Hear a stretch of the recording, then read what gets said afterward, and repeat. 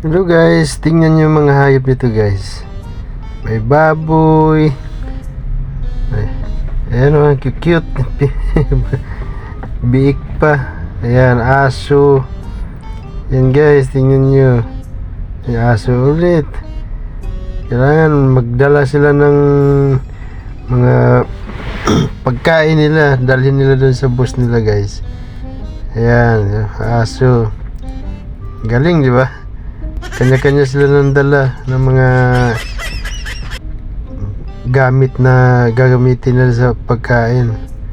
Ayan, lahat yun guys, mga pagkain ang laman yan. Tapos may mga kunyan, magdadala pa lang sila ng mga timba. Ayan, tingnan nyo guys. Ang galing, di ba? Kanya-kanyang bit-bit mga yan. Pagkain yan ang dala nila. Dali nila sa amo nila. Di ba? Napakagaling. Ang babait nila guys, di ba?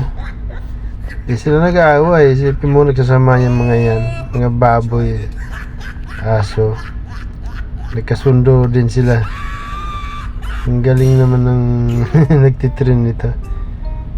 Galing, ayos na ayos. Sana may magtitrain din dito sa Pilipinas ng ganyan. Galing. Approve. The best na mga hayop.